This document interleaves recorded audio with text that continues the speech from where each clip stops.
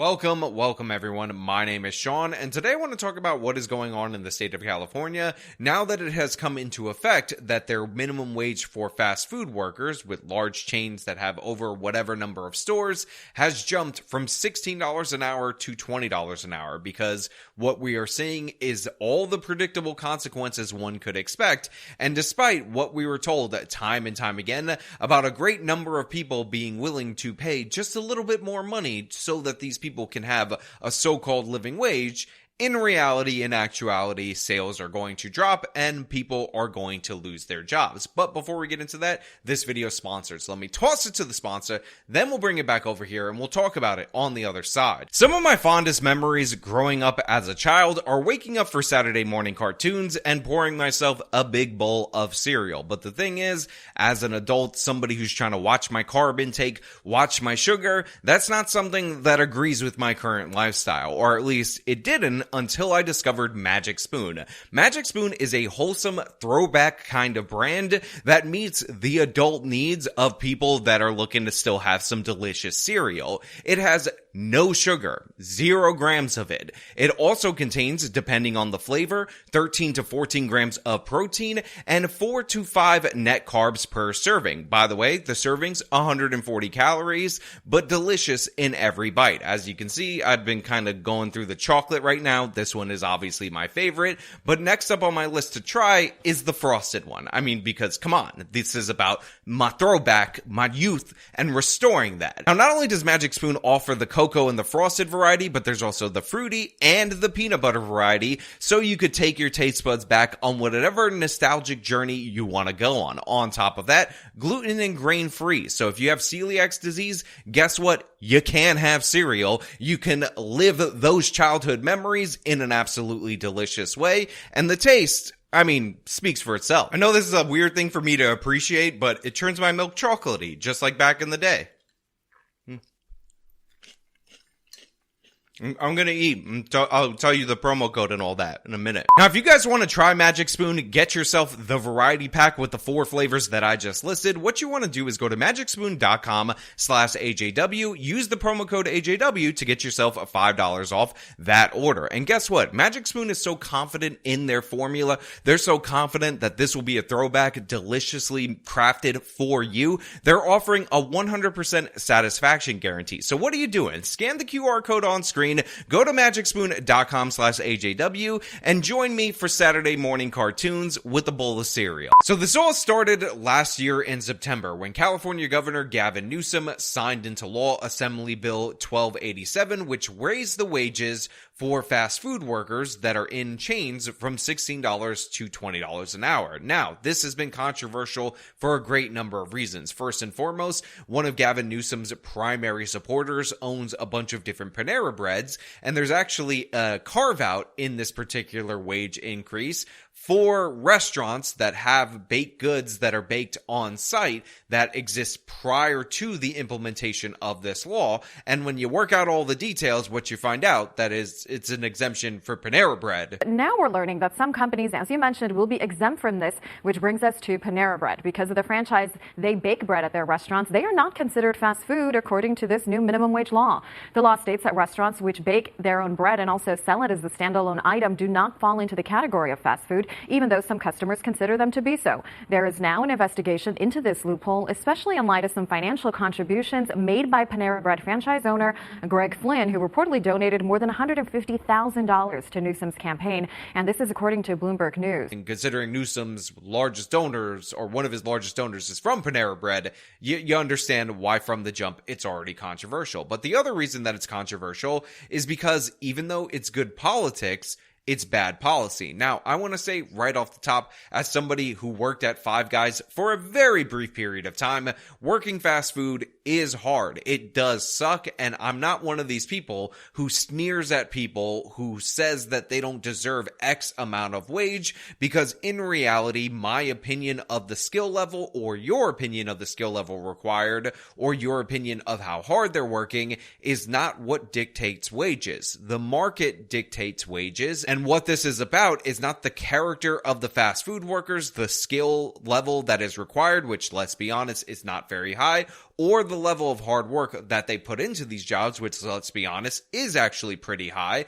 It's about whether or not the market can sustain those wages. And what we found out is that this is not the case. Reportedly, they've already lost around 9,500 fast food jobs. A bunch of different places are closing. And we have a segment from Good Morning America where they're talking about how prices are going up and consumers are very upset. Yeah, I am hearing from customers every day who say they are already feeling that sticker shock. Restaurants have been warning about this since September when California voted to increase large fast food chains' minimum wage by 25% from $16 to $20 an hour. In that time, restaurants in the state have increased prices by 10% faster than all other states, according to Data Essentials. Now, the reason I open up this video by saying that minimum wage is good politics, because it just is proven out by the facts these increases are overwhelmingly popular, yet bad policy, is because despite the popularity, every single study that examines minimum wage shows us the very same thing. If you raise it, you will lose some jobs during the process. And those outlier studies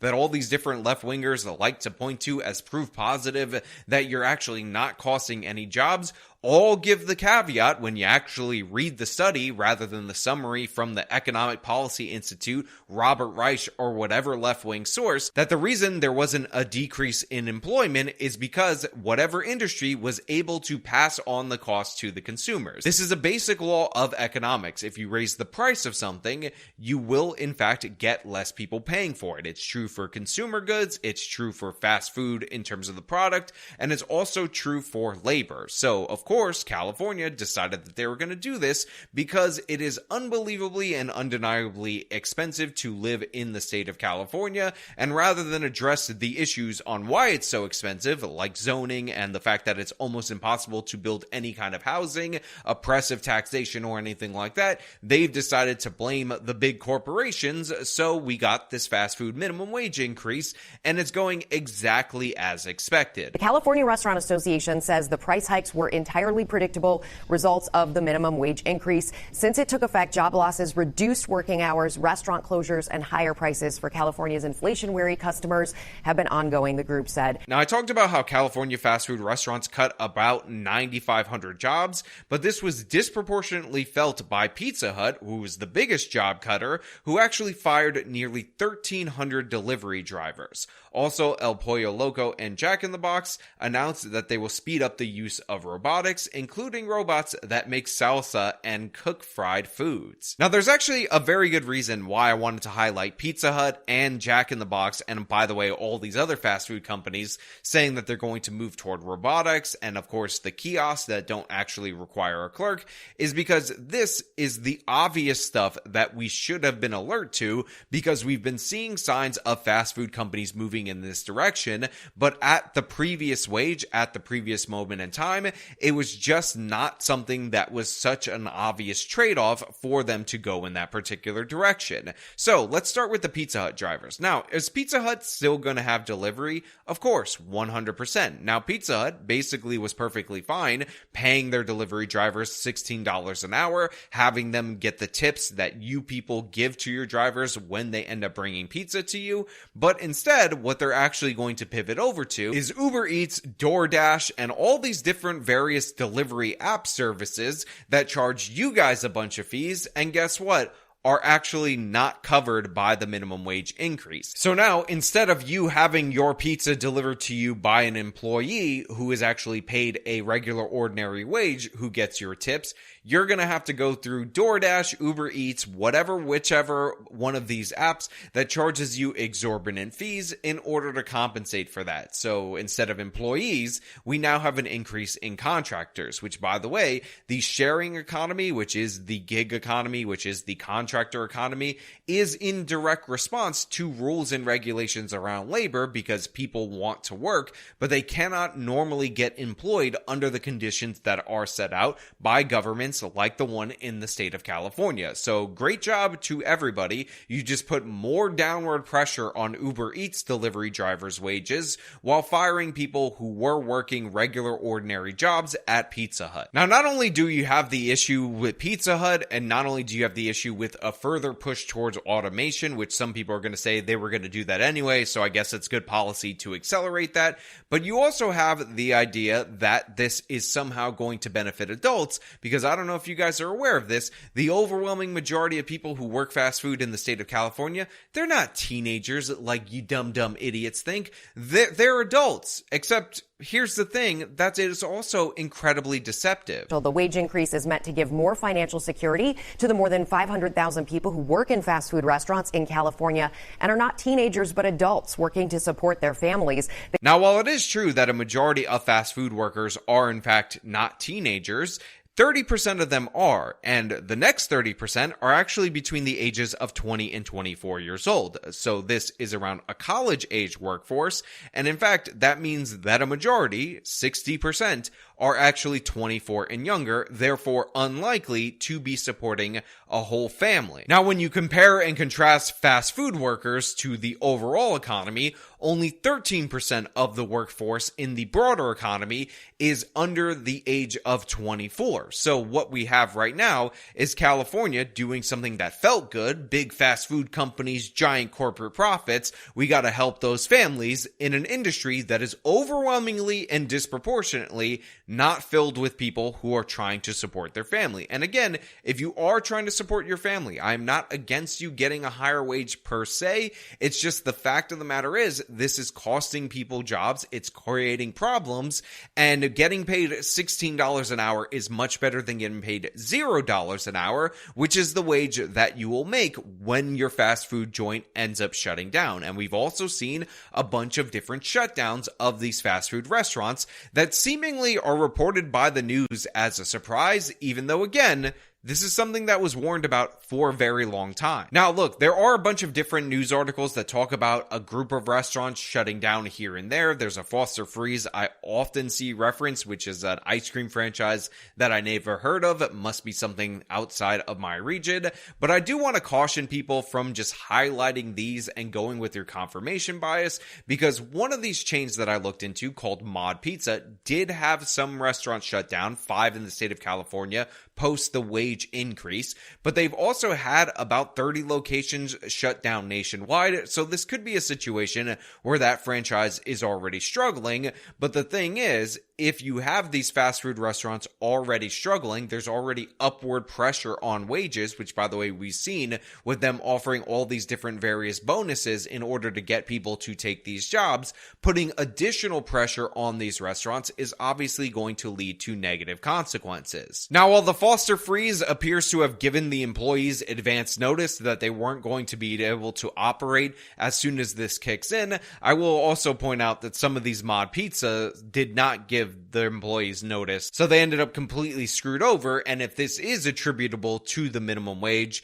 I just find that to be absolutely horrible, thinking that you're going to get a 25% pay increase only to show up to work and realize that the place is shut down. But one of the other things that I think is absolutely crucial, that is something that we should look at and examine, because we're told all the time through the polling, through people's stated preference, that they're willing to pay more money if that means that the employees can have a living wage, is that this is often not the case. In fact, some of the very same people who pushed Starbucks to raise their wages to a livable wage got angry at them for raising the price of the latte. By the way, some of these people, I believe, called for an investigation into Starbucks for doing so, even though the price increase that we saw at Starbucks was attributable to two things. First and foremost, they agreed to raise the wages of their employees and pay them benefits that people on the left said that they were willing to pay extra for. And two, they actually were in the business of coffee, if you guys are unaware, and that is one of the industries that was most shocked by the supply chain issues during the course of the pandemic. So even this place that had completely legitimate reasons for raising their prices, that actually was doing things that the left wing wanted, they were not willing to pay, so much so that you had people like Robert Reich demanding an investigation into them based on a slight increase in the price of a latte. So I would like to examine that going going forward with these particular fast food locations, now that California has the highest priced fast food in the nation, I want to know what people are going to do. Will they seek alternatives? Will this inadvertently lead to an increase in health? Or will people decide that they're going to go with smaller restaurants that are just as bad for you calorically, that are going to probably have cheaper products because they also have to deal with upward pressure on their wages, and they're going to compensate by doing that? Or I just want to know what the outcome is going to be. Well, Nicole, nearly a month after California's fast food minimum wage jumped to $20 an hour, some customers have been fast to change their habits, just as critics had predicted. The sharp pay hike from $16 to $20 an hour kicked in on April 1st, triggering higher menu prices everywhere. At this Chick-fil-A, many breakfast combos now well over $10.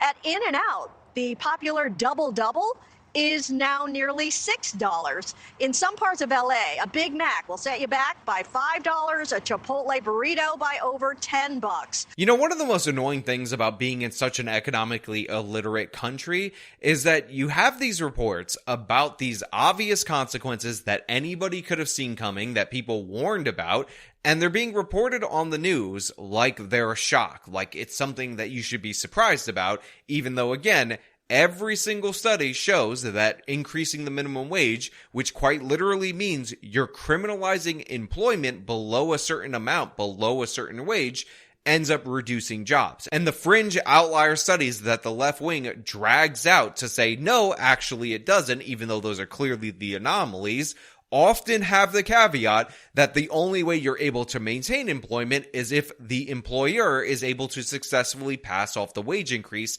to the customers. But you know what? None of this matters when you have people say, the CEO of McDonald's makes this many millions of dollars, therefore, economically illiterate policies that end up costing the lowest wage workers their jobs is good and moral and sound and dandy, because in reality and actuality, that's exactly the type of arguments that people on the left are making. Moral arguments. They're not making economic arguments. They don't even care about whether or not their policies actually help people. The fact is, you feel good when you pass minimum wage increases, even though 9,500 people don't have jobs, and a bunch of people who are delivering pizzas at Pizza Hut for $16 an hour, perfectly fine, plus tips, are also out of work. But hey, I guess they can sign up over on Uber Eats and deal with the low wages that you end up dealing with when you're delivering for them. But you know what? Those are just my thoughts. Let me know your thoughts down in the comments below. If you like the video, show them by leaving a like, subscribe for more content, follow me on all my social media, support and view the support links in the description of this video. This has been me talking about the minimum wage disaster. Till next time.